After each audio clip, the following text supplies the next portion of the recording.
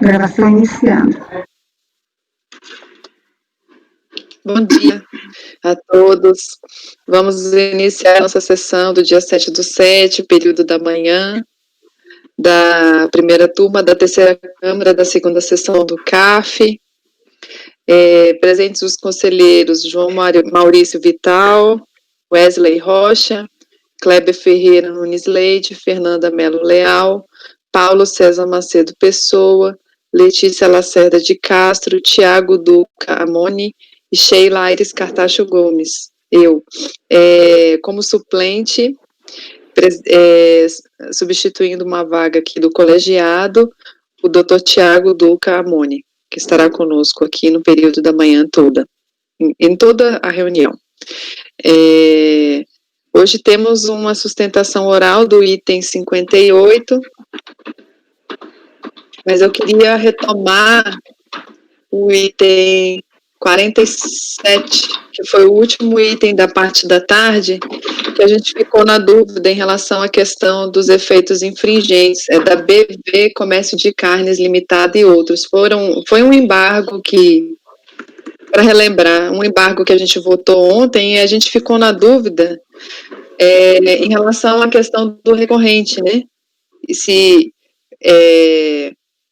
como recorrente, corrigindo o nome das pessoas que apresentaram o recurso, o que não apresentou o recurso seria o recorrente, o doutor João levantou a questão se realmente não teria efeitos infringentes, porque o recorrente, a gente trocando o nome, a gente constataria que o recorrente não, o próprio contribuinte que não apresentou recurso, então isso teria efeitos infringentes para ele, né? E realmente eu conversei com a doutora Maria Helena, e ela acha realmente que tem que colocar que tem os efeitos infringentes, e alterar, corrigir a questão do nome dos recorrentes, para colocar somente os solidários, tá?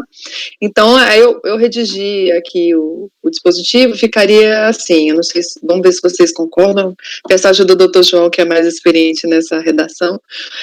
Acordam os membros do colegiado, por unanimidade de votos, em acolher os embargos com efeitos infringentes, para reratificar o acórdão 2301-02193, de 28/7/2011, para corrigir o nome dos recorrentes e a inexatidão de escrita identificada no voto, nos termos do voto do relator.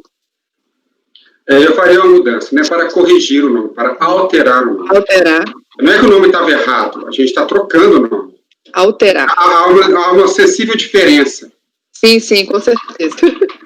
Alterar o nome dos recorrentes e a inexatidão de escrita identificada no voto. Eu diria até alterar os recorrentes. Eu coloquei alterar os recorrentes. Os recorrentes, tá.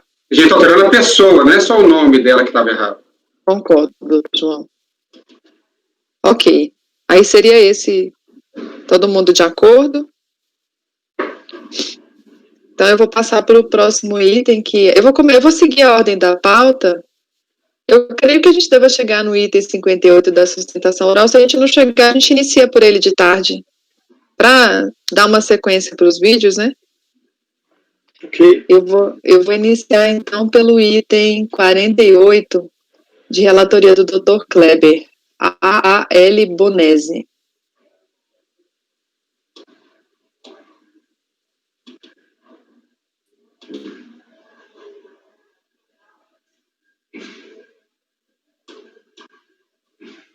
Ligar o som aqui. Então, final de 2007-13, né?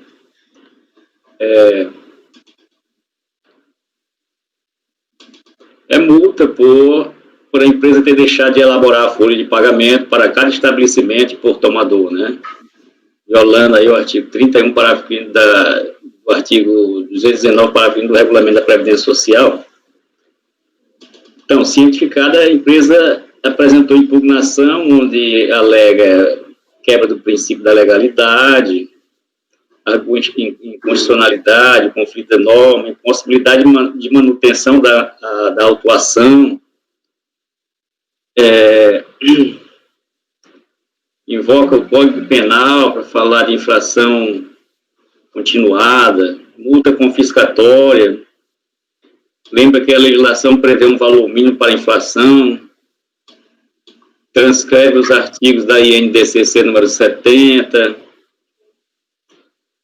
diz que houve um excesso de comunicação da penalidade, vez que não se considerou a continuidade da infração e sim infrações isoladas, invoca a decadência de um período do lançamento, fala da aferição indireta, na realidade aqui é a multa, não é nem.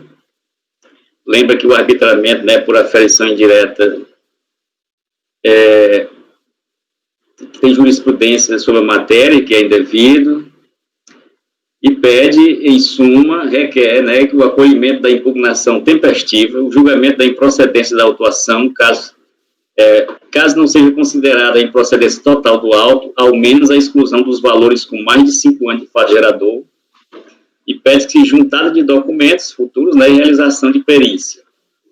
A TRJ considerou a impugnação improcedente e manteve o crédito tributário. A empresa, então, apresenta recurso voluntário com os mesmos argumentos da impugnação e ela ela requer a aplicação da retroatividade benigna, né, face à medida provisória 449 de 2008. Então, esse é o relatório.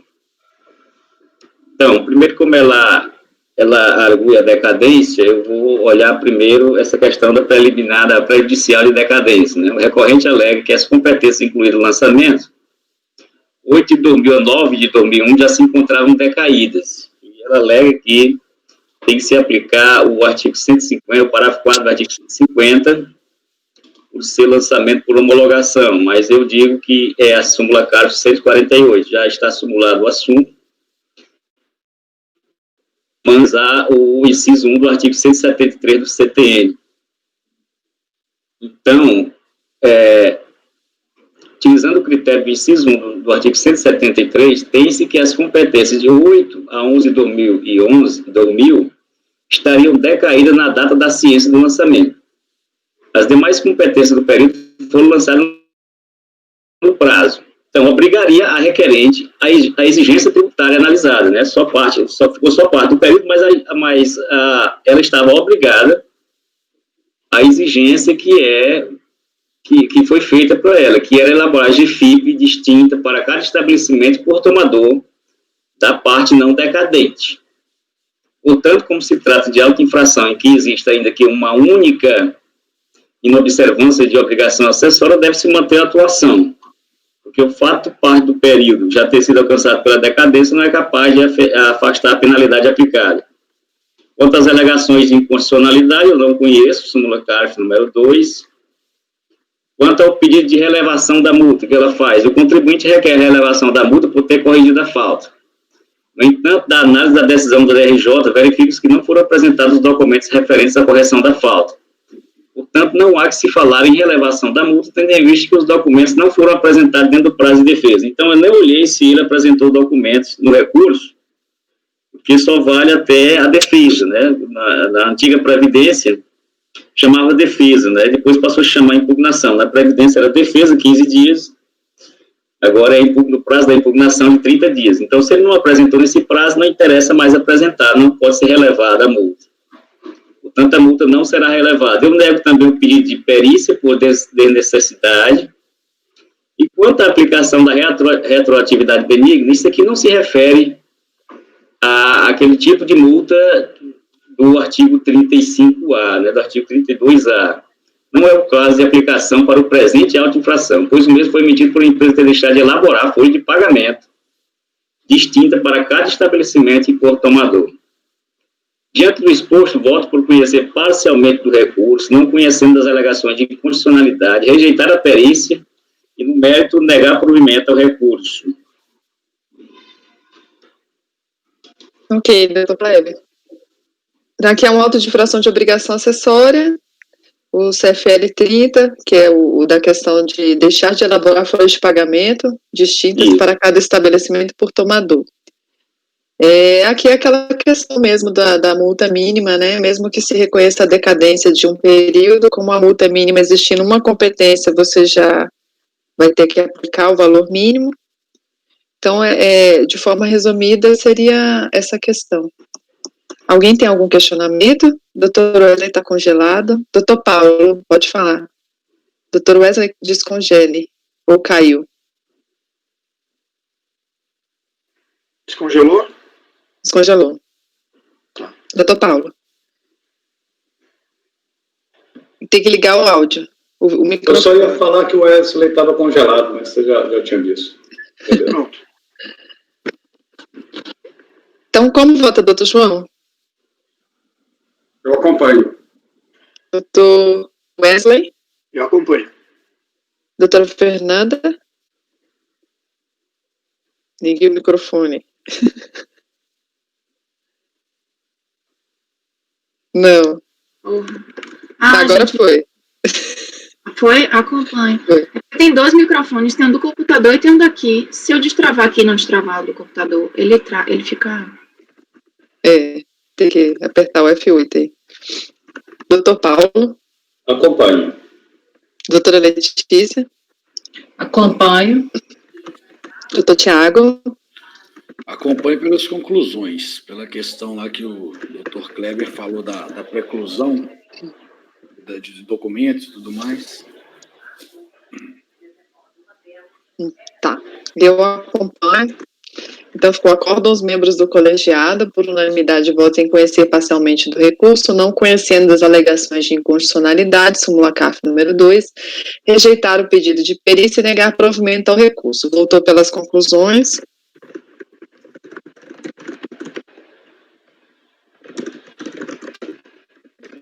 Doutor Tiago, né?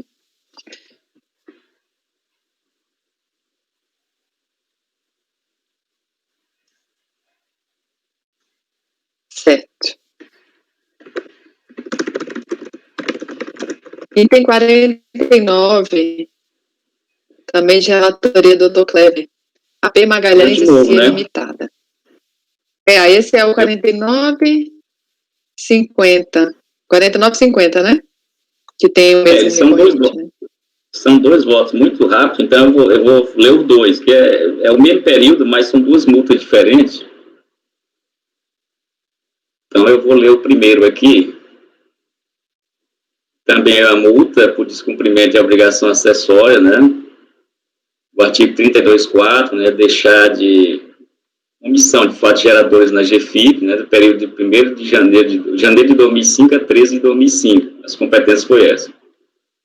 Cientificado, o contribuinte interpôs manifestação de conformidade, dizendo que corrigiu. Ele diz que corrigiu a falta e requer a relevação. Que foi que a DRJ considerou procedente em parte a impugnação para excluir da multa aplicada a competência 11 de 2005, porque ela considerou que ele corrigiu essa competência. E também ela já fez a questão da multa mais benigna, aplicou o critério da multa observando o disposto no artigo 32, o que já existia, ela deixou para a competência de 1 a 3 de 2005, e para demais competência aplicou o da MP 449 por ser mais benéfico ao contribuinte, né? O contribuinte apresentou recurso voluntário, onde reafirma que corrigiu a falta e requer a relevação da multa. Isso aí foi o relatório, né?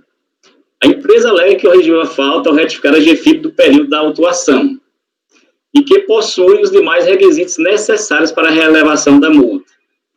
Então, ele não apresentou nenhuma nova GFIP, né, no recurso. O que se verifica é que a empresa afirma que corrigiu a falta com base nas mesmas GFIPs apresentadas quando da impugnação, a qual relevou parcialmente a multa para excluir a competência 11 de 2005, mantendo-se as demais competências por GFIP elaboradas com informações inexatas, incompletas ou omissas. Então, mantém-se a decisão de primeira instância, né? A primeira instância verificou que ela só corrigiu a de 11 de 2005, como ela apresenta os mesmos documentos, mantém-se a decisão de primeira instância por negar provimento ao recurso.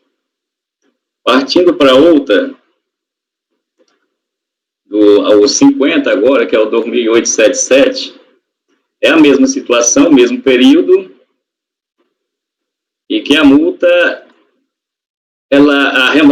agora também a mesma multa, o mesmo, não incluiu a remuneração de segurados contribuintes individuais e o pagamento de alimentação ao sócio gerente. A mesma coisa a DRJ fez, excluiu a competência 11 de 2005 e fez a questão da multa mais benigna, né?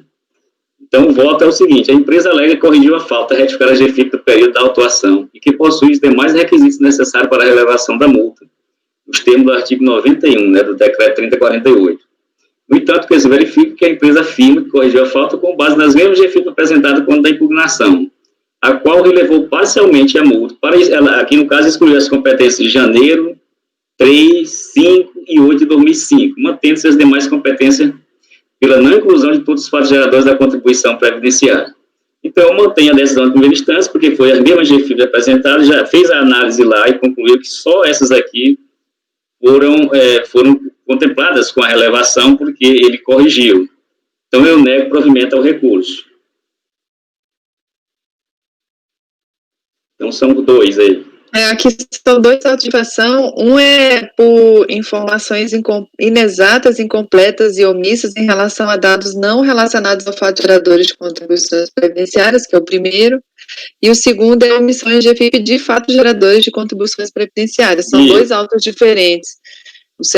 A fundamentação legal dos 2 é diferente.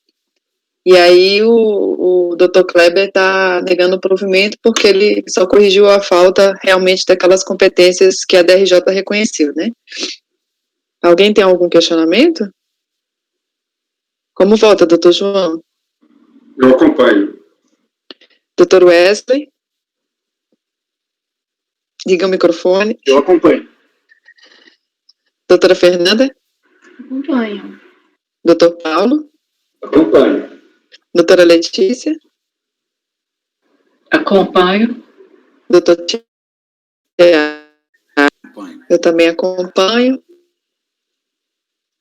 Então, os itens 49 e 50, acordam os membros do colegiado, por unanimidade de votos, em negar provimento ao recurso.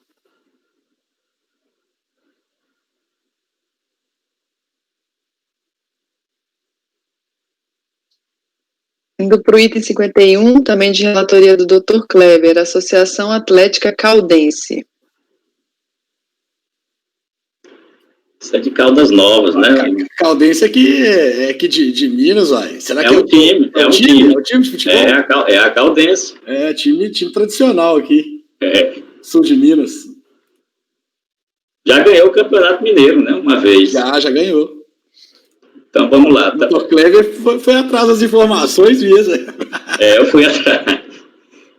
Então, é uma multa por infringência ao artigo 32.4, né? Por contribuinte ter apresentado a GFIP com dado não correspondente a todos os fatos geradores de contribuição previdenciária, visto que não foi informado na GFIP, na época própria, os valores das faturas de prestação de serviço, mediante cooperativa de trabalho médico odontológico no período de janeiro de 2003 a 11 de 2007. Certificado, o contribuinte apresenta impugnação onde quer a relevação da multa. Isso aqui é um caso relativamente interessante, porque o que acontece aqui? Ele pediu a relevação da multa, a DRJ julgou assim, né? Acorda aos membros da 6ª turma de julgamento da Delegacia da Receita Federal do Brasil de julgamento em Juiz de Fora, por unanimidade de votos, considerar procedente a autuação e relevar a multa, né? Isso aqui houve uma inovação da DRJ, como nós vamos ver, né? Ela relevou a multa, mas considerou procedente a impugnação. Então, ele foi notificado nos seguintes termos: encaminhamos o anexo, o acórdão tal, emitido pela turma tal, que julgou o auto de infração retro identificado procedente e relevou a penalidade imposta. Então, não existe mais crédito aqui. Então, no recurso voluntário, o que ele diz, né? Então, o crédito foi exonerado, né? Porque foi relevada a multa. Mas o contribuinte diz o seguinte: ante o exposto, ele requer no recurso voluntário, requer, pois, que diga em Vossa Excelência em receber e conhecer do presente recurso, julgá-lo procedente, dar-lhe provimento para excluir da referida decisão da 6ª turma de julgamento a perda da primariedade da recorrente, por faltar fundamentação legal e faltar legislação específica, e considerar que, com o relevamento, a absorção da multa, desapareceu a penalidade. Não há cabimento à perda da primariedade se, com o relevamento, a absorção da multa, a infração deixou de existir. Então, vocês entenderam aí, né? A multa deixou de existir, a questão do crédito, né? Foi relevado, mas a DRJ, no meu entender, inovou, porque considerou procedente o lançamento. Vamos partir para o voto, então. O recurso é tempestivo e atende os requisitos de admissibilidade. O contribuinte requer a relevação da multa para que seja mantida a sua condição de primário em caso de descumprimento de obrigação acessória, nos termos da legislação previdenciária, né? Ele quer ele só pediu a relevação da multa, né? Na época da autuação, estava vigente o artigo 291 do mesmo regulamento da Previdência, que dizia que há faltas para perdoar uma nova falta futura que ele tivesse, desde que o infrator seja primário. Para tal, ele requer que seja relevado a multa, né? Da análise da impugnação apresentada, verifique se o contribuinte não contestou a procedência ou não do auto de infração. Ele só fez um pedido de relevação da multa. Tecnicamente, naquele período, a relevação, quando pedia a relevação, depois que ele era cientificado do auto, ele tinha 30 dias, 15 dias na época da defesa, né? 30 dias agora, para pedir a relevação da multa com base na correção da falta. E isso era dirigido para o próprio fiscal autuante, que ele, analisando e vendo a correção da falta, ele mesmo deferia a relevação da multa e só comunicava lá ao setor, né, de retaguarda da Receita para baixar o processo por DN, né, decisão notificação. Então, não tinha mais nada do que isso, né? Porque a multa podia ser relevada, ainda que não contestada a infração. Ele não contestou. Tecnicamente, não aconteceu aqui uma impugnação, né? Ele só foi um pedido de relevação que não passou pelo fiscal, foi direto para a DRJ. O pedido de relevação da multa só cabe o deferimento ou não pela autoridade autuante ou por julgamento administrativo, a partir da análise de documentos apresentados, bem como se o contribuinte preenche os demais requisitos para relevação da multa. Portanto, ultra petita a parte da decisão da DRJ que considerou procedente o auto de infração se tal matéria não lhe fora devolvida. Tanto é assim que a unidade preparadora lá, o CEORT, ele faz a observação lá no fim, né? Ressaltamos que o sistema de cobrança da Previdência Social, o Sicob, realiza automaticamente a baixa do débito por DN, sempre que se cadastra uma decisão de notificação de relevação, e se comanda homologação da relevação. O Sicob não prevê fase posterior à homologação da relevação a ser comandada, a não ser arquivamento. Então, ele disse que a própria decisão não teria como implementar, né? Manter o débito como sendo a procedência do débito e a relevação da multa.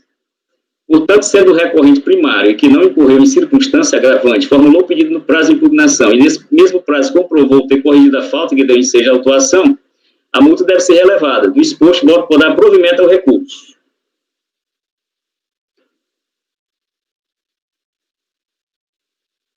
Doutor João, com a palavra. Doutor Kleber, vamos lá. Ao contrário, eu não vejo qualquer defeito na decisão da DRJ, não. Veja só, há uma distinção evidente entre perdoar a multa, que é perdoar a penalidade, e a inexistência da infração. Não há dúvida de que a infração aconteceu e o seu lançamento está correto, porque se o seu lançamento não estivesse correto, não haveria o que perdoar. Então, veja só, o próprio contribuinte disse na impugnação que cometeu a infração. A DRJ diz, cometida a infração, o lançamento da multa é pertinente. Até aí está tudo certo, a decisão da DRJ. E diz, embora tenha acontecido a infração e o lançamento seja pertinente, a legislação da ocasião permitia perdoar a penalidade. Você só perdoa o que existe. Então, é diferente de inexistir a multa. Ela existiu, o lançamento é rígido, mas por uma disposição legal, ele cumpriu um requisito que a lei estabelecia, que era apresentar os documentos dentro do prazo de 30 dias, 15 dias naquela ocasião, ele pode ser perdoado disso. Mutatis mutandis é como como o perdão da penalidade de um crime. A gente falou ontem do caso do crime. As situações do Código Penal permite que o juiz perdoe a pena, mas não exclui o crime. Então, ele não perde primariedade, o crime terá acontecido, mas ele não vai ter a pena. Aqui é a mesma coisa. A multa foi lançada corretamente, a decisão da DRJ, ao meu ver, está perfeita. Olha, o lançamento está certo, a multa é devida, só que vamos perdoar porque ele cumpriu o requisito da lei. Então, ele não será cobrado da multa. Mas que ela existiu, que os fundamentos da multa estão corretos, não tem dúvida. O próprio contribuinte admite isso. Está dizendo, olha, realmente cometi a infração, eu só quero que perdoe. Está sendo perdoado. É diferente de um julgamento nosso que exclui a multa por um erro, por uma multa indevida. A multa aqui é devida, só que ela será perdoada. Isso em relação à decisão da DRJ. Em relação ao recurso, aí eu entendo que, na verdade, não há possibilidade de dar provimento ao recurso, já que ele está pedindo o recurso para restituir a sua condição de primário. E ele não é primário, ele cometeu a infração. A relevação da multa, que só podia acontecer uma única vez, ela tinha, um dos efeitos dessa relevação é não alterar a primariedade. Ele cometeu a infração, foi primário quando cometeu essa infração, foi perdoado, agora a segunda infração já não é primário mais. Essa disposição de perdoar a multa já não existe, é bom que fique claro, mas existia naquela ocasião. Então, o fato de ele ter sido perdoado da multa uma vez não torna a multa indevida a ponto de excluir a infração e torná-lo primário novamente. Ele cometeu a infração, o lançamento está correto, só que não vai ser cobrado, porque a legislação permitia perdoar se ele atendesse àquela condição.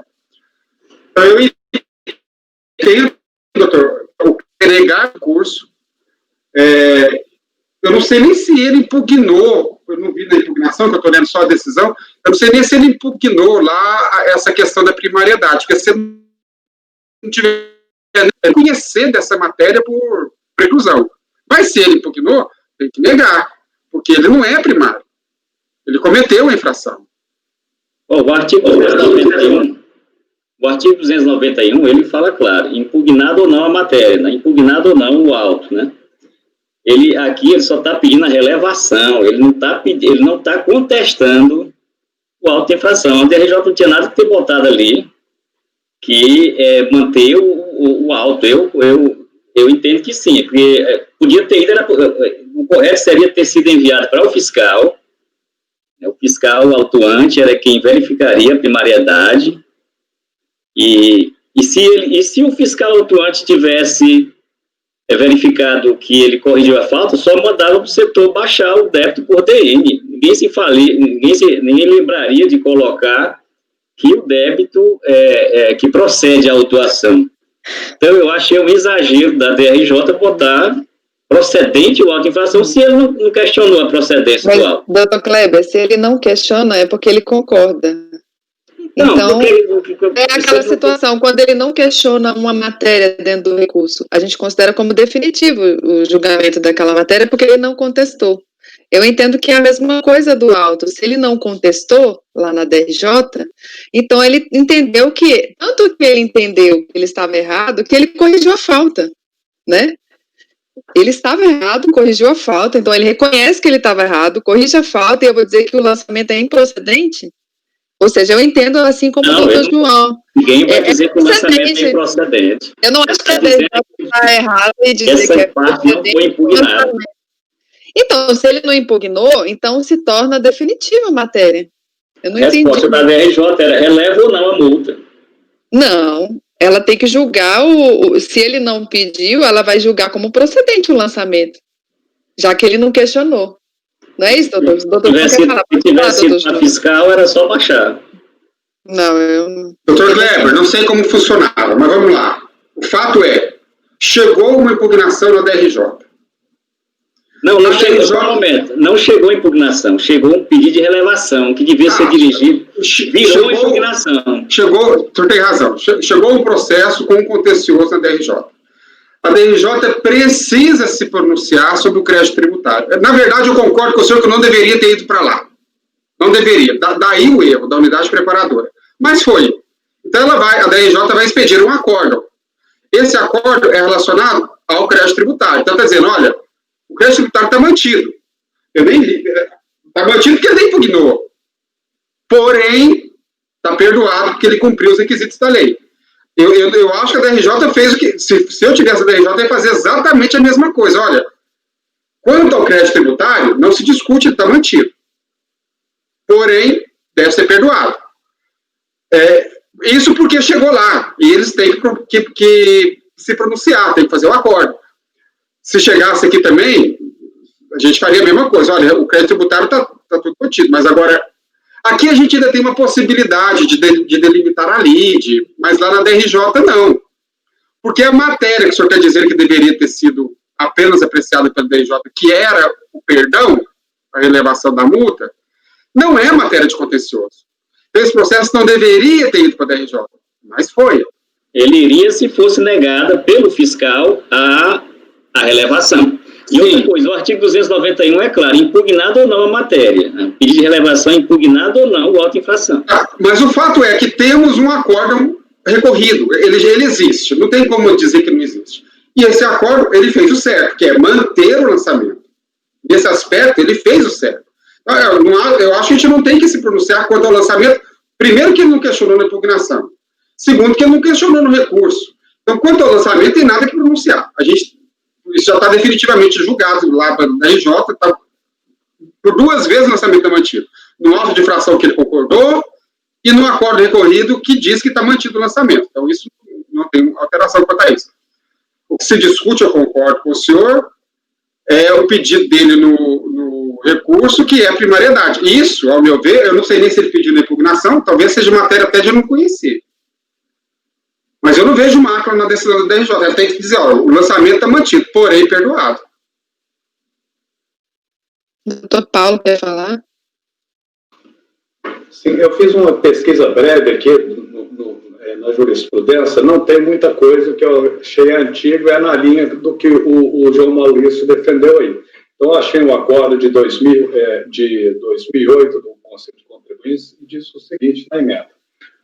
O dispositivo tal do regulamento da Previdência assegura ao contribuinte que a multa lhe seja afastada, desde que, é óbvio, preenchidos os seus requisitos, mas não prevê a hipótese de que a infração deva ser também ignorada, devendo constar para fins de reincidência. Esse é um ponto. Outro ponto, eu acho que, eu compreendo que isso tenha sido impugnado, entendeu? Quando ele pede a relevação, ele entende que isso aí é um efeito da relevação. Então, já que a DRJ se pronunciou disso negando esse efeito, eu acho que é uma coisa para a gente conhecer sim e negar, entendeu? Negar como a DRJ negou.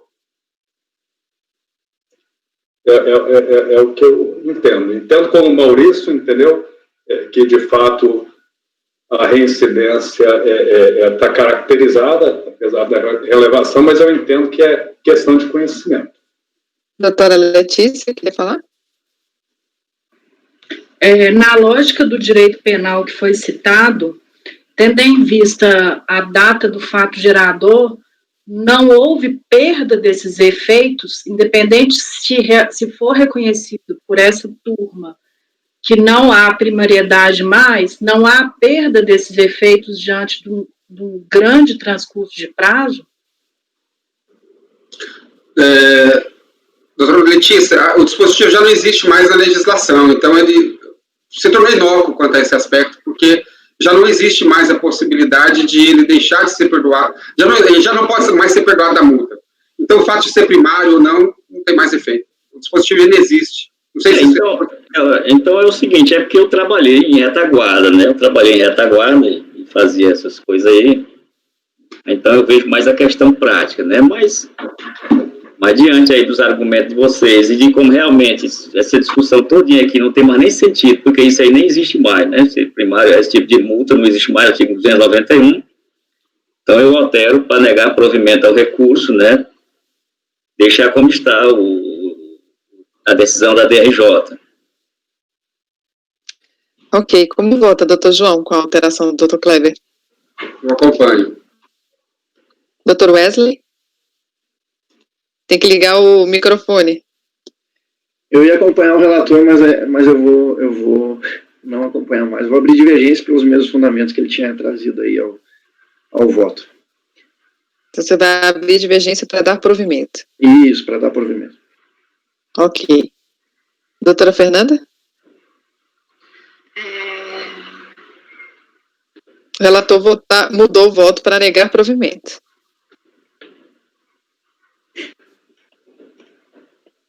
Eu vou com o relator. Com o relator? Doutor Paulo? Com o relator. Doutora Letícia? Com a divergência. Doutor Tiago? Com o relator. Eu vou com o relator. Então, acordam os membros do colegiado, por maioria de votos.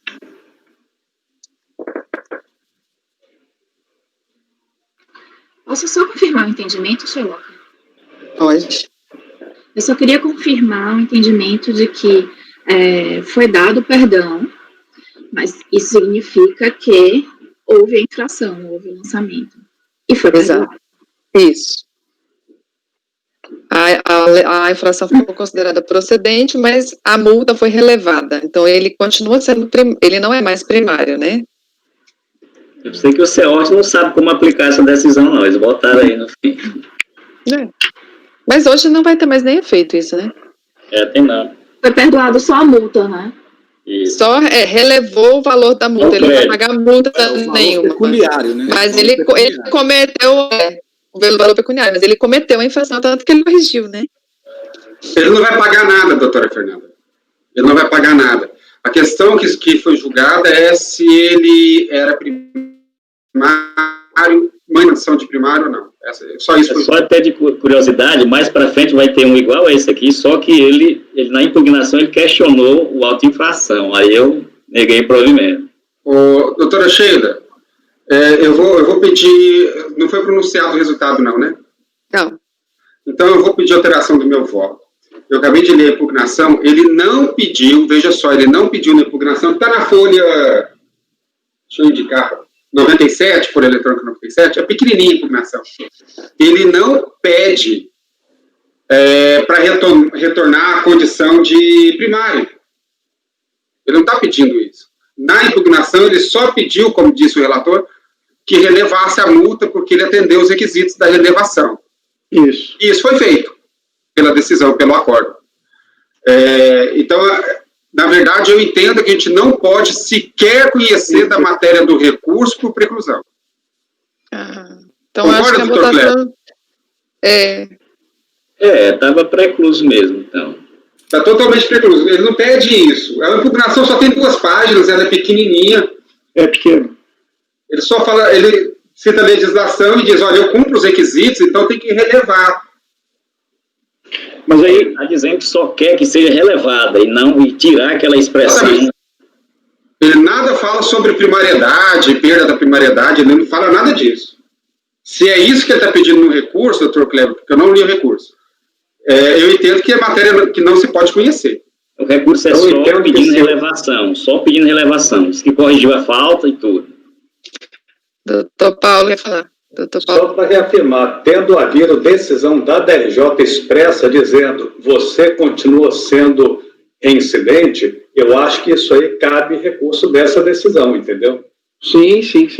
Eu acho que essa decisão, a DRJ compreendeu que estava inserido no contexto da impugnação, no pedido de relevação, essa questão aí dos efeitos dela, entendeu? E principalmente porque tem uma decisão, entendeu, de DRJ. Eu acho que da decisão de DRJ cabe o recurso. Aí, no mínimo, conhecer para dizer alguma coisa sobre isso que está lá no acordo da DRJ. Eu acho que o que está dito no acordo está bom, entendeu, do jeito que ficou decidido aqui, entendeu? Eu mantenho meu voto, presidente, porque eu acho que ele está discutindo a matéria, acho que é questão de conhecimento. Você vai manter para dar... Paulo, eu estou vendo isso no acordo da RJ, não, que ele fala da reincidência. Está dizendo não. Bom, eu estou, pelo que eu ouvi do relato, eu entendi isso. Deixa eu...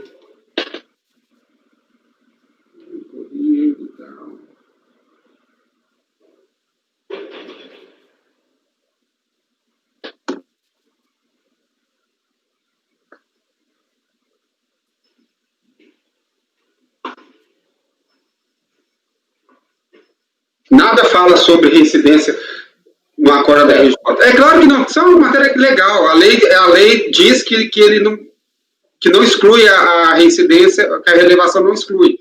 Ele não questionou na impugnação, portanto a DRJ não se pronunciou sobre isso, ele não pode trazer no recurso. Tá certo, a DRJ falou só, portanto, é ultra petita a parte, ela só considerou procedente o lançamento e cancelou a multa.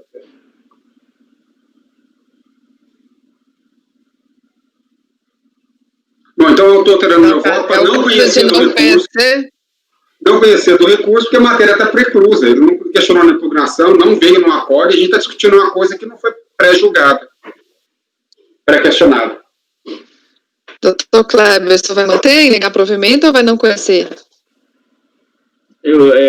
Vamos por não conhecer mesmo, facilita até a minha redação. Então, vamos, como votam... Vamos fazer a votação de novo, então. Como vota o doutor João, ele vai mudar para não conhecer. Eu acompanho, então, o relator no não conhecimento do recurso. Doutor Wesley? Eu abro divergência para conhecer do recurso. Para conhecer. Conhecer e dar provimento, é isso? E dar provimento. Doutora Fernanda? Acompanho o relator. Doutor Paulo? Acompanho. Relator. Doutora Letícia? Por essa questão processual, eu acompanho o relator. Doutor Tiago? Relator. Eu estou com o relator. Então vai ficar qual dos membros do colegiado, por maioria de votos, em não conhecer o recurso. Vencido o conselheiro Wesley Rocha.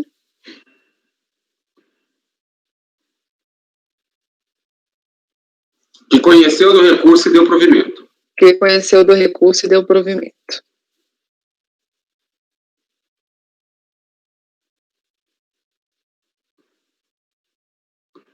Ok, esse foi o item 51. Agora vamos para a doutora Fernanda. São 10 horas. Vamos deixar o intervalo para umas 10h30? Como é que tá aí? Que a gente começou mais tarde? Pode ser? Por mim, pode tocar. Podemos seguir também. Podemos seguir? Podemos. Não dá para ir tranquilo isso, né, Fernanda? Então pode começar, doutora Fernanda. 52, Brasvit Granitos S.A. Tá, eu vou tentar resumir, se tiver dúvida, principalmente a Letícia, tá? Por favor, você me explica, porque acredito que seja uma questão simples, em que pese ter sido a primeira vez que eu vou ter nesse sentido. Esse aqui trata-se de contribuições previdenciárias, tá?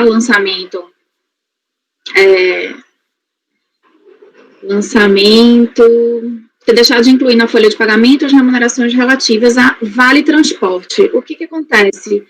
A Brasvit, que nesse caso, ela pagava o vale transporte aos seus empregados. Havia previsão na convenção coletiva. No entanto, ela não efetuou o desconto dos 6% na folha. Tá? Eu fiquei desconfortável, porque, enfim, principalmente nos casos em que a empresa paga benefícios aos seus funcionários, enfim, dá benefícios, e a gente, pelo menos eu, mantenho o lançamento considerando como se fosse base de tributação de previdência, muitas vezes acaba desestimulando, mas nesse caso eu vi, inclusive, decisão sobre esse STF ou STJ que eu coloquei aqui, deixando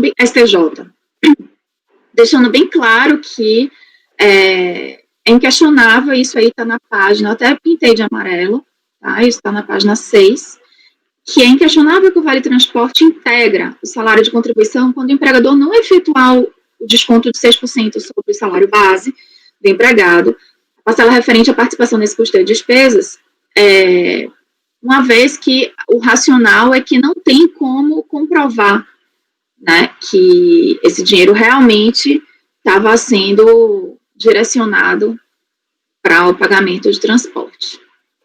Então, isso afastaria a isenção da verba.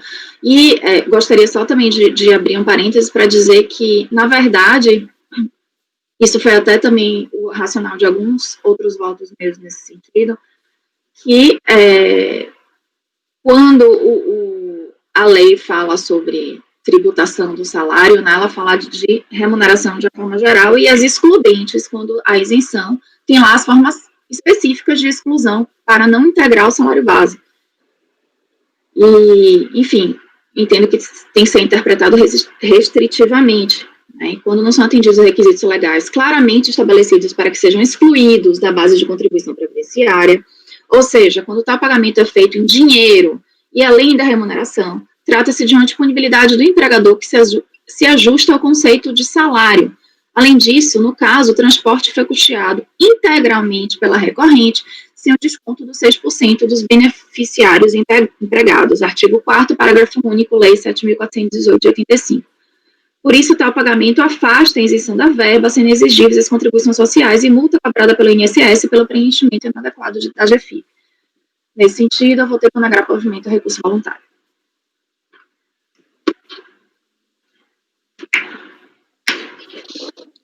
Doutor João, só quer falar? Doutora Fernanda, deixa eu ver se eu entendi bem, eu ainda estou abrindo o processo aqui. É lançamento da multa ou é o lançamento da contribuição previdenciária incidente sobre a parcela não descontada do Vale Transporte? Me perdoe, porque tem um que é o principal, outro que tem a multa por preenchimento inadequado da GFIP. Deixa eu ver se essa aqui é. Doutor João, ele estava falando que é o CFL 30, então é a multa por não declarar na folha de pagamento essas remunerações. Isso, esse aqui é isso. Desculpa, por ter deixado de incluir em folha de pagamento remuneração relativa a Vale Transporte aos empregados. Tá. O racional é que ela não fez o desconto do 6%. E isso foi considerado como salário base, não foi considerado como isenção do Vale Transporte. A gente já votou uma matéria, não sei se é a mesma, isso eu quero ter certeza, que é o seguinte: a empresa que concedeu o Vale Transporte, mas não efetuou o desconto do 6% na conta do empregado. Entendeu a autoridade lançadora que esse desconto perdoado, que não foi feito, seria, na verdade, um salário indireto e tributou com base considerou o salário de contribuição, da contribuição previdenciária. Nós já votamos nessa matéria, eu tenho um voto meu, mas não sei se acho que o Kleber tem também voto assim, não sei se a Sheila tem, no sentido de que não, a empresa pode descontar os 6%, mas não é obrigada a descontar os 6%. Então, se ela arca com o Vale Transporte integralmente, isso não desnatura a natureza da verba paga ao empregado. Esse foi meu voto. Excelente. Eu não sei se é essa matéria. Eu vou pela outra posição. Eu entendo que se o desconto é menor e tem precedentes até na Câmara Superior, é diferente da questão do pagamento do Vale Transporte em dinheiro, que isso já está acho que tem até súmula aqui no CAF, né? É diferente. Aqui o entendimento da Câmara Superior, pelo que eu li, é que se a questão do percentual, quando o desconto, você faz um desconto a menor, por exemplo, a empresa, ao invés de descontar 6, desconta 3. Nesse caso, está em desacordo com a legislação que prevê a questão dos 6%. Então, nesse caso, é base de incidência de contribuição, conforme a doutora Fernanda falou. Pelo menos foi isso que eu entendi do eu não entendi, doutora Sheila, peraí. Se descontou menos, não descontou 6, mas descontou 1%, exclui. Mas não descontou nada, inclui? É isso que você está dizendo? Não, eu estou dizendo que a empresa tem que descontar o 6. Se ela não descontar ou descontar um percentual a menor, entra na base de cálculo. Tem até uma cota da Câmara Superior.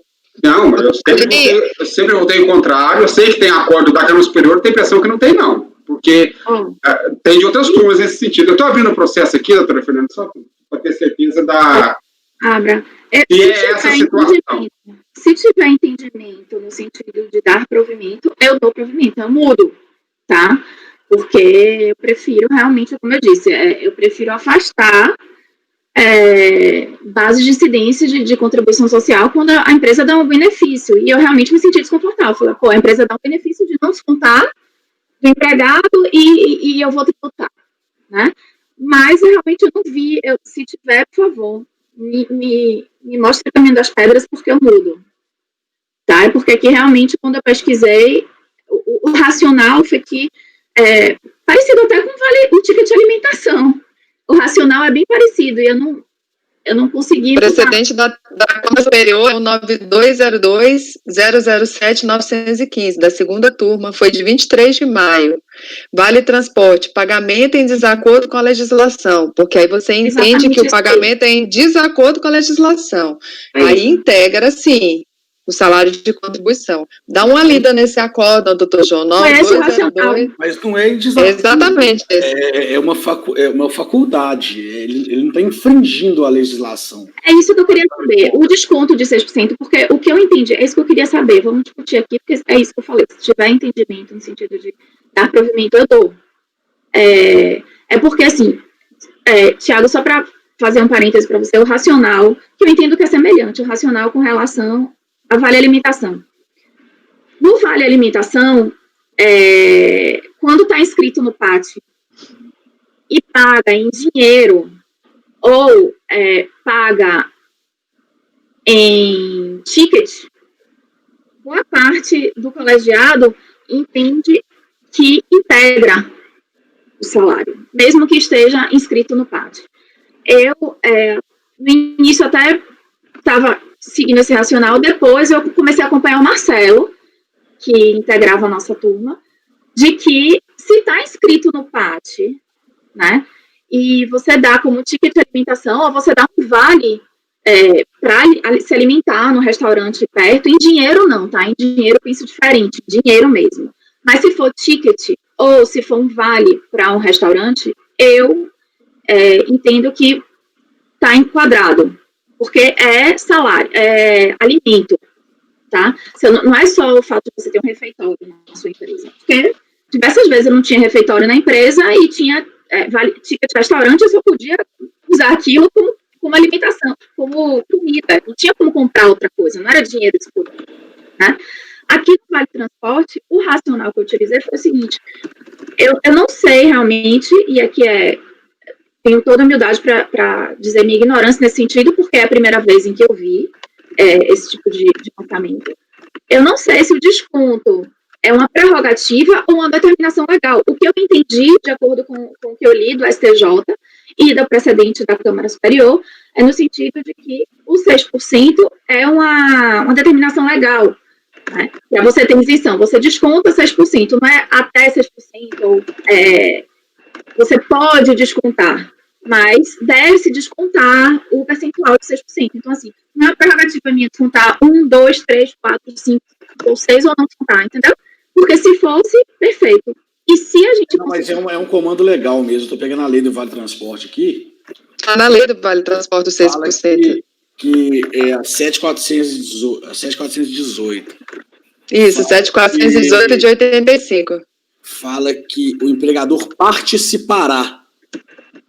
Então é obrigatório, né? Os gastos, Então entendo que não é voluntário, né? Uma ajuda de custo. Pois é. Então, como está desatendimento? 6%. Não, mas ele fala o empregador participará dos gastos de deslocamento do trabalhador com a ajuda de custo equivalente à parcela que exceder a 6%, né? Seu salário base. Isso significa que ele tem que arcar com 6%, certo? Não, certo. A parcela que... No meu entendimento que exceder 6%. Então significa que exceder 6%. Até 6% você pode exigir do seu funcionário, mas Pode não, você vai, né? Tem mas o empregador, porque aqui ele fala o empregador, né? Participa. Então é o contrário do senso, né? Sei lá. Isso. Se eu sou um empregador, eu sou obrigada a participar quando estiver acima de 6. Isso significa o seguinte, que Logo até, abaixo de que 6. é o seguinte, que até 6 não é você. Mas se passar de 6, você tem que participar. Ou seja, você não pode descontar mais do que 6. Mas eu não vejo lacuna para você descontar menos do que 6 ou não descontar, entendeu? Sim. Qual foi a ordem? Doutor João ou doutor Paulo? Pode falar, Paulo, agora. Doutor Paulo, liga o áudio, o microfone. Como a Fernanda colocou, eu acho que a infração aqui existe de qualquer forma, entendeu? Porque no mínimo teria infração de não ter descontado os 6%. E esse 6% caracterizaria salário indireto. Eu não caracterizaria todo o vale transporte como salário indireto, na obrigação principal. Nem sei se ela está sendo julgada aqui, acho até que não, acho que já foi julgada em outro momento, né? Mas os 6% eu acho que seria salário de contribuição, sim. E justificaria essa infração aqui. Como está certo que não houve desconto, acho que está certo que houve, no mínimo, uma infração aqui, entendeu? A justificar essa multa aqui de toda forma, entendeu? Pelos precedentes que eu li, é a diferença que você levanta mesmo. Não é o vale transporte inteiro. Doutor João, mas nesse caso é a obrigação acessória, exatamente. Doutor João? Bom, pessoal, só lembrando que a gente votou essa matéria na sessão passada. E essa matéria já foi votada outras vezes na turma. E todas as vezes deu unanimidade. No sentido de que o vale transporte descontado a menor, ou mesmo não descontado, não integra o salário de contribuição. E os fundamentos, eu vou dizer, doutora Fernanda, só um minutinho. O processo é da sua relatoria, né, João? Sim. O acordo, se quiserem olhar o acordo, eu vou dar 2 acordos da turma, que é o 2301-00597, que esse é de 2018, e tem o da sessão passada, que é o 2301-250. Qual que é o raciocínio, doutora Fernanda? Diz a lei, no artigo 9º, parágrafo único, que o artigo 9º diz: o vale transporte será custeado pelo beneficiário na parcela de 6% e pelo empregador no que exceder. Isso é o que diz a lei. Aí vem o parágrafo único dizendo o seguinte: autorizará o empregador a descontar mensalmente do beneficiado que exercer o respectivo direito. Ou seja, o entendimento naquele voto, que foi um voto meu, foi: quando a lei autoriza, ela não obriga a descontar. Ela autoriza a descontar os 6%, mas não obriga a descontar os 6%. Vou mudar, então. Então, o meu entendimento, com todo respeito à Câmara Superior, sempre foi, nas ocasiões que eu me deparei com essa matéria, acho que 2 ou 3 vezes, sempre foi no sentido de que a lei permite que o empregador desconte, mas não desnatura o benefício se ele não descontar. Portanto, não é um requisito obrigatório para caracterizar a isenção da contribuição social que haja o desconto. Esse é o meu entendimento. Isso porque eu interpreto o parágrafo único, quando diz: a concessão do vale transporte autorizará o empregador, como uma potestade dada ao empregador, não como uma obrigação para o empregador. Se o empregador quer tirar do bolso o vale transporte inteiro e não descontar nada dos seus empregados, está concedido o benefício. Esse é o meu entendimento. Perfeito, mudo, tá? Me admira, sinceramente, doutora Sheila, a Câmara Superior decidir em modo contrário. E se você pegar a 812, que é que trata da isenção da parcela, ela também não faz qualquer tipo de condicionante, né? Exatamente, fala vale transporte. Parágrafo 9º, não, o que o João falou. Cadê aqui? Não integra o salário de contribuição para fins da lei exclusivamente, parcela recebida a título de vale transporte. É da forma da legislação própria. Legislação própria, mas eu tendo a divergir porque eu não me recordo se eu me atinei para a questão do percentual. Eu posso ter feito até alguma confusão na hora do voto de achar que era o Vale Transporte em geral que tinha súmula, mas eu me deparei com voto esse mês e fui aprofundar meus conhecimentos e eu acho que eu vou mais para esse lado do percentual. O doutor Paulo queria falar.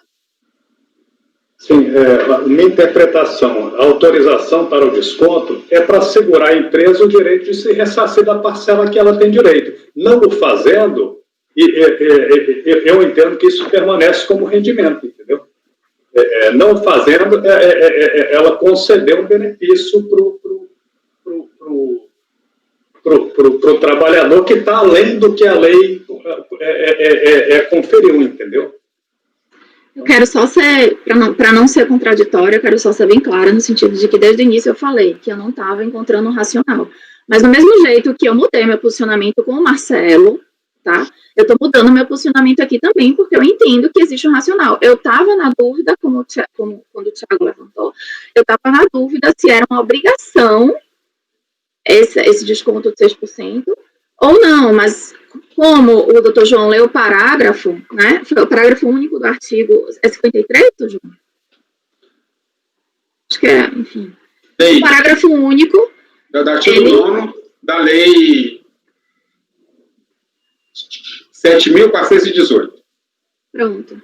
Então, o parágrafo diz que poderá. Então, se poderá, não é deverá.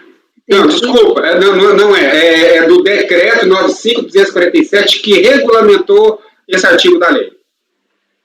O fundamento que nós decidimos na sessão passada, e também na outra ocasião, é simples, a correta, isso a turma decidiu, a correta exegese do parágrafo 9º, do parágrafo 1 do artigo 9º, que é esse que eu li, é que o desconto do empregado é uma faculdade do empregador. Eu entendo a divergência do Paulo e da Sheila, mas esse é o teor da decisão do meu voto e da decisão da turma nos casos análogos. Então, muda meu voto para dar provimento ao recurso voluntário para excluir. Tá. Será que eu estou entendendo direito? Quer dizer, o salário do empregado ele já é totalmente tributado, né, em 20% para a empresa. Aí vai acrescentar mais os 6%, porque ele não descontou na base de cálculo da empresa? Isso, é isso mesmo? O valor, isso. O racional é isso, é um jeito que vale a limitação. Quando vale a limitação, mas porque eu não sei como é que o senhor vota em vale a limitação, mas eu acho que é racional mesmo, você não acha, não, Sheila? Não tem uma diferença do vale alimentação. Não tem a diferença. Porque no caso do vale transporte, há uma súmula do CARF, súmula 89, que diz que o vale transporte, mesmo pago em dinheiro, é isento, não integra o salário de contribuição. Tem súmula do CARF? Tem, súmula 89, se ele for pago em dinheiro. A súmula trata do aspecto do modo de pagamento, que pode ser pago em ticket de transporte, ou pode ser pago em dinheiro. Então, se for pago em dinheiro, ainda assim não integra o salário de contribuição. No caso do vale alimentação, não. O vale alimentação pago em pecúnia integra o salário de contribuição. Não, mas... Porque você não sabe como que vai ser pago. Mas no caso da súmula 89, fala do... Por que autoriza, né, o pagamento em pecúnia? Porque, em tese, você vai descontar os 6%. Então, se você pode pagar em pecúnia, você pode pagar de qualquer jeito, se você vai descontar, porque você está comprovando que você está direcionando. Mas, enfim, eu mudo meu voto e vou dar provimento. Eu fui convencida e tem lógica também. Como vota, doutor João? Acompanha a relatora. Doutor Wesley? Tá me ouvindo? Sim. Então, eu vou votar como a gente sempre vem votando, né? Essa questão do Vale Transporte, enfim. Inclusive teve o voto aí do doutor João na sessão passada e mais alguns outros que nós já tivemos. Então eu vou acompanhar a relatora. Ela mudou, né, o voto, né? Sim, para dar provimento. Então tá. Eu acompanho. Doutor Paulo ou doutor Kleber? Quer dizer. Acompanha a relatora. Doutor Eu abro Paulo. divergência para negar provimento. Doutora Letícia. Com a relatora. Doutor Tiago. Relatora. Eu vou com a divergência. Então, acordo os membros do colegiado, por maioria de votos, em dar provimento ao recurso. Vencidos os conselheiros, Paulo e Sheila, que negaram provimento. Ô, Sheila, espera só um minutinho. Doutora Fernanda, tem uma desistência aqui, a senhora está vendo? Vi não, não penso. Peraí um minutinho, Sheila, antes do pronunciamento do resultado, deixa eu só ver essa desistência desse processo. Parece Brasvit, não é Brasvit? Ah.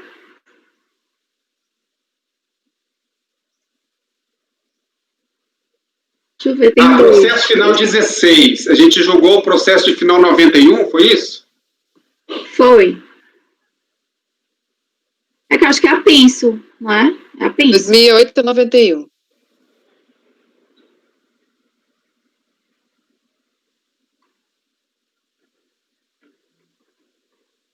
Eu vi essa Penso, mas não tinha visto que era desistência, não. Deixa eu ver.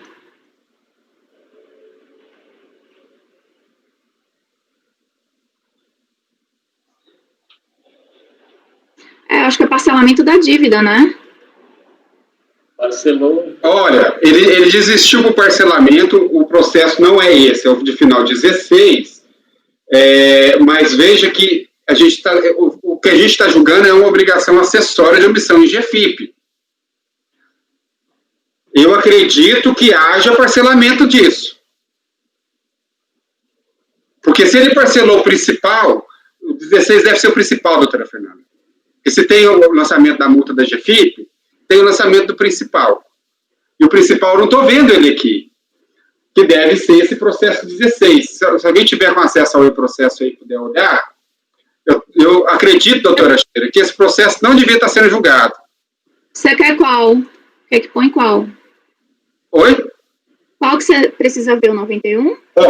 No processo que a gente está julgando, que é o processo de final 16. 91, que é o que está na pauta está o processo de final 2008, 91. Certo. Portanto, é o que a gente está julgando, não é?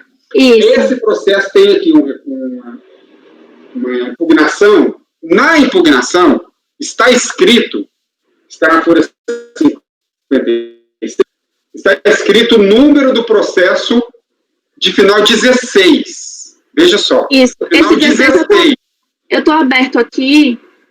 Tem como compartilhar com vocês aqui? Não, né? Não, e falando que ele aderiu ao parcelamento. Sim, esse é o teor da desistência. Mas como você falou, né? Se ele aderiu ao parcelamento, deve ser a dívida total. Eu estou lendo o processo todo para ver se não há um pedido semelhante nesse próprio processo. Não. Eu tenho a impressão, doutora Sheila, que a gente terá que mandar esse processo para diligência para verificar se esse processo está incluído no parcelamento, o que é extremamente provável. Porque ele não parcelaria um processo tendo outro processo em curso. Um dos requisitos do parcelamento é ele desistir do litígio e fazer o parcelamento da dívida toda. Então, diante do pedido de parcelamento do processo de final 16, tem que verificar se também não está incluído no parcelamento o processo de final 91, que é o que a gente está apreciando. Porque se ele tiver contido no parcelamento, houve desistência do recurso, a gente não pode julgar a matéria. Então, mas eu não posso... Mas ele não deveria ter pedido isso? Ele pediu só no 16. Tem aqui um pedido de parcelamento, de desistência por parcelamento do processo de número 16. Mas no próprio processo de número 90, de final 91, não tem. Na impugnação ele colocou o número do processo 16. Então ele pode não ter pedido para esse processo em particular a desistência, formalmente, mas ele ter sido incluído no parcelamento. O que eu acho que aconteceu. Porque para ele entrar com pedido de parcelamento, ele tem que incluir todos os processos, desistir dos litígios e incluir todos os processos. Mas o parcelamento foi deferido? Então, eu sei. Aí nós embaixo de diligência esse processo. Então, é isso que eu estou dizendo. Então, a gente tem que saber a situação desse processo antes de julgar. Nesse ponto o João tem razão, porque como não há um pedido formal expresso nesse processo, nós temos um indício e convicção de que, convicção de que também houve o pedido no principal e pode se estender para o acessório, o ideal seria fazer uma diligência, eu concordo com o João. Posso Tá no meu áudio, tá aberto? Deixa eu ver aqui. Tá. Tá. Eu tô vendo aqui o seguinte, ó. A última manifestação que tem aqui no apenso. A última.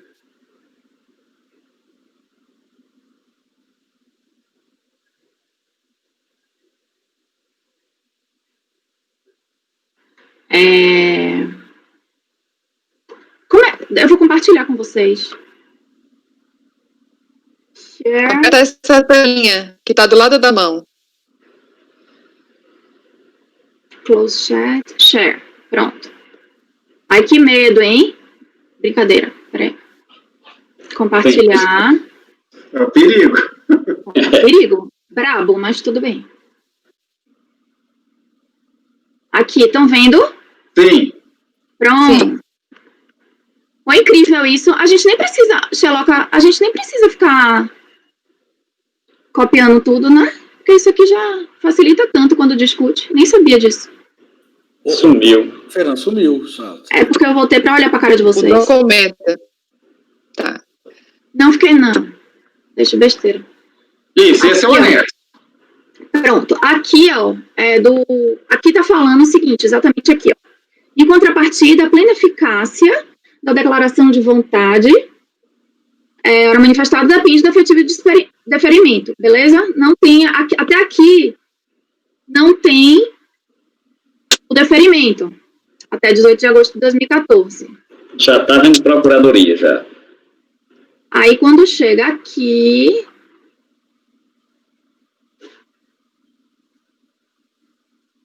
A PGFN dívida...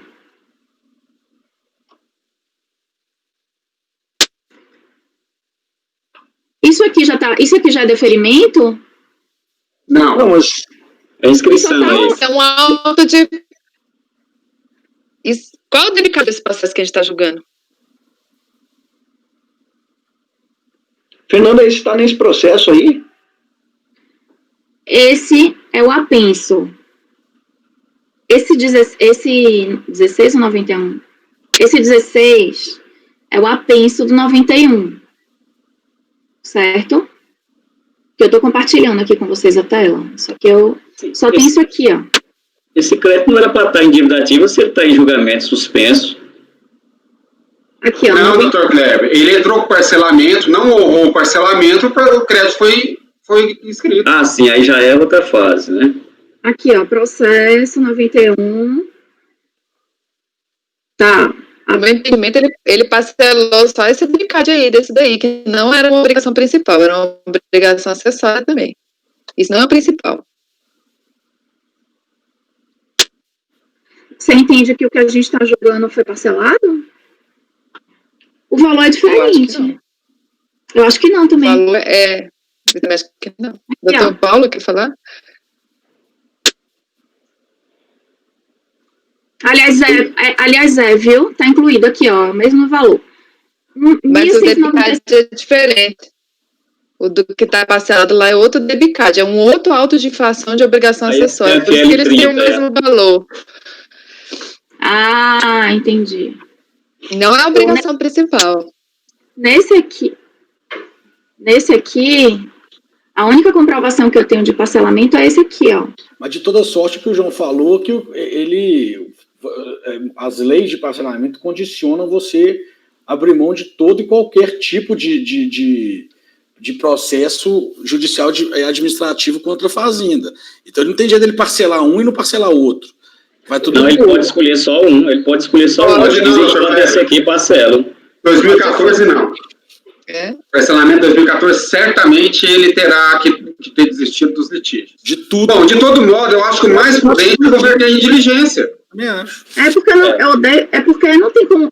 Eu posso decidir, por exemplo...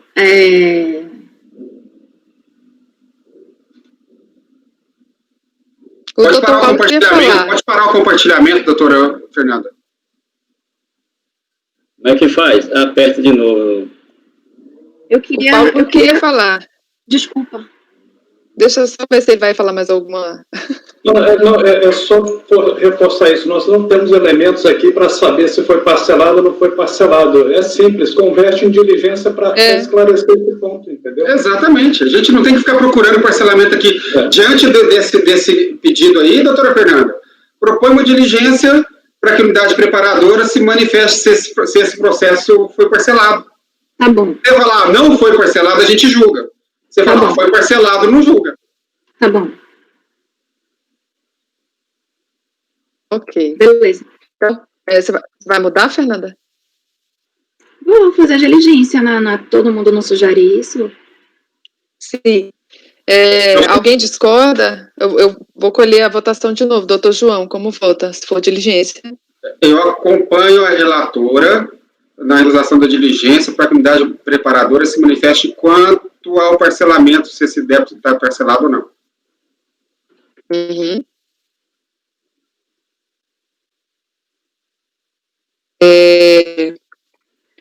Doutor Wesley. Eu acompanho para a diligência. Doutor Kleber. Uma relatora pela diligência. Doutor Paulo. Uma relatora pela diligência. Doutora Letícia. Eu acompanho. Doutor Tiago. Acompanho. Eu também acompanho. Então, resolvem os membros do colegiado, por unanimidade de votos, em converter o julgamento em diligência,